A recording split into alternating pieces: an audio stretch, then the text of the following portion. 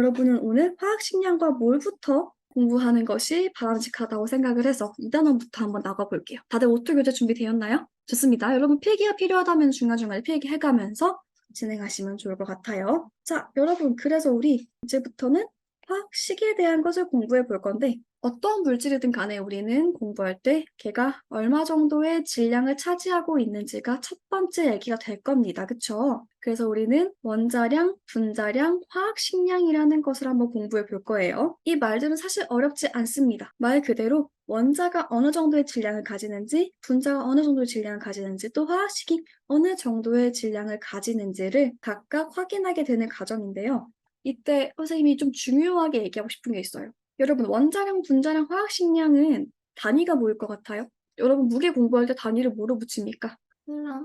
맞아요. 그람이라는 단위가 붙겠죠. 자, 근데요, 지금 원자량, 분자량, 화학식량은요, 단위가 없습니다. 이게 첫 번째 포인트예요, 여러분. 그래서요, 지금 공부하게 될 화학식량이라는 것들은 단위가 없습니다. 그러면 이제 처음부터 선생님한테 이제 질문 들을 수 있는 게 있겠지. 선생님, 단위가 묻는 무게는 대체 뭔가요? 단위는요, 나중에 우리가 붙여주게 될 겁니다. 왜 그러냐면요, 여러분. 이 원자량이라고 하는 거는, 이 말 좀 들어봐, 얘들아. 좀 이상할 거야. 탄소 원자 눈에 보여요? 탄소는 눈에 보이지도 않고 너무 조그만데 원자량이 10이라고 해서 얘를 뭐 12g 정도로 생각하면 말이 안 되지. 눈에 보이지도 않는 게 12g을 차지할 리는 없잖아요. 그래서 우리는 이 12라는 값을요, 지금부터 하나의 상대적인 질량으로 생각해 주시는 겁니다. 그러니까 어떻게 생각하셔야 되냐면요. 잘 봐봐요. 이게 좀 특이한 게 있어요. 여러분 왠지 기준이라고 하면 이 수소가 기준이 될 것 같지 않나요? 여러분의 그냥 통념상 뭔가 1로부터 시작할 것 같은데 그게 아니에요. 화학계에서는 탄소를 기준으로 시작합니다. 탄소를 12로 두고 나머지를 측정을 합니다. 그래서요. 탄소를 12라고 두고요. 다른 원자들이 어느 정도의 질량을 가질지를 상대적으로 나타내는 게 원자량이에요.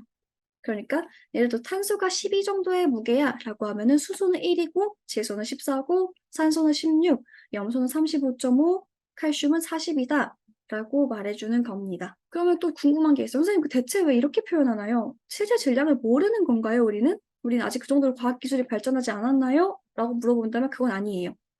여기 옆에 보면 알겠지만 실제 질량은 이미 알려져 있습니다. 근데 여러분, 얘들아, 문제를 푸는데 나였으면 약간 눈물이 날 것 같아. 문제를 풀어서 뭐 이제 뭐 수소, 기체, H2의 무게를 쓰시오라고 하면 했는데 막 여기 있는 식을 곱하기 2 해가지고 써야 된다 생각해봐봐. 화학 문제가 이제 수학 문제지로 바뀌는 기현상이 벌어지거든, 얘들아. 그러니까 이제 화학 실력과 수학 실력이 비례하게 되는 그런 시간이 되겠죠. 그러니까 과학계에서는 깔끔한 걸 요하잖아요, 그렇죠? 과학에서는 깔끔한 언어로 효율적으로 대화하는 것이 중요하기 때문에 우리는 저 실제 질량을 쓰는 것이 아니고 원자량이라는 단어로 우선은 써주게 됩니다. 그리고 오늘 수업 한 1시간 정도 뒤에는 여러분이 왜 이렇게 원자량 했는지도 파악하게 될 거예요. 우선 지금은 받아들이세요. 괜찮을까요? 자, 그러면은 분자량은 무엇이냐? 분자량도 마찬가지입니다. 분자의 상대적인 질량이겠죠. 자, 이제부터 여러분 좀 더 상식적인 얘기가 가능해질 거예요. 그럼 수소 분자라고 하는 것은 수소 원자가 2개 존재하는 분자이기 때문에 분자량이 어떻겠어요? 1 더하기 1 하셔서 2 나오시면 됩니다. 어렵지 않죠?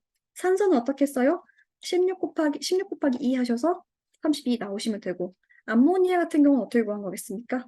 17 더하기 1 곱하기 3으로써 구해주었겠죠? 그렇지 않나요? 17이 아니고 미안해요. 14. 질소가 14이니까 원자량이. 이런 식으로 구해주시면 여러분이 분자량까지 구해줄 수 있을 겁니다. 그러면 가장 쉬우니까 여러분 한 개쯤 더 해볼게요. 예를 들어서 여러분이 가지고 있는 물질 중에서 질소 기체가 있다고 해볼게요. 얘는 분자량이 몇이 나올까요? 질소 기체. 28. 맞아요. 두 분 다 너무 잘했어요. 28이 나오겠죠? 왜? 14 곱하기 2 해주면 되니까요. 이런 식으로 여러분은 덧셈을 통해서 충분히 분자량 구할 수 있을 거고요. 자, 그럼 화학식량은 무엇이냐? 라고 하시면 이제 우리가 화학식이라는 것을 좀 알아야 되는데 화학식이라고 하는 거는 우리가 앞으로 표현해낼 모든 형태의 화학 분자나 원자들을요, 하나의 식으로서 표현한 거예요. 자, 그러면 그런 질문을 할 수 있어요. 선생님, 얘네들은 분자식에서는 왜 언급이 안 되고 화학식에서 언급이 되나요? 라고 하시면요. 선생님, 여러분 그 포함 관계를 좀 나타내 볼게요. 얘가 화학식량이면 얘가 분자식입니다. 이해가 돼요?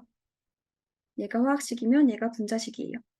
분자식은 즉 화학식에 포함이 되어 있지만 분자식이 아닌 화학식도 존재하게 됩니다. 왜냐면요. 지금 여러분이 보고 계신 염화나트륨은 우리가 분자라고 지금 부르지가 않는 경우들도 있거든요. 뭐 나중에 우리 2, 3단원 되면 정확하게 그 이유를 알게 될 겁니다. 즉 그렇기 때문에 여러분 화학식량까지도 공부해 주셔야 되는 거고, 여기 염화나트륨은 뭐 더하기 뭐였겠어요? NaCl이니까 나트륨의 23이라는 원자량과 염소의 35.5라는 원자량을 더해주신 겁니다. 괜찮을까요? 자, 여러분 그러면은 하나의 좀 여러분이 추론할 만한 고리를 하나 던져주고 넘어갈게요. 좀 특이한 게 보이지? 자, 봐봐. 원자량이라고 하는 게 다른 건 다 정수인데 염소만 애매하게 이렇게 0.5가 붙어 있습니다. 좀 특이하지 않나요? 다른 친구들은 봐봐 다 정수로 나타나져 있잖아. 근데 염소만 35.5거든. 얘를 한번 생각을 해보세요. 왜 그럴지. 그것에 대한 얘기까지도 우리 한번 진행을 할 건데, 안타깝게도 오늘 수업에선 정답을 얻어갈 수 없고 우리 다음에 공부할 2단원쯤 되시면은 제가 하필이면 이런 관계에 있기 때문에 35.5였구나 라는 정답 알아가실 겁니다. 선생님이 그때 공부할 때 다시 한번 물어볼 거니까 꼭 기억해 두세요. 알겠죠?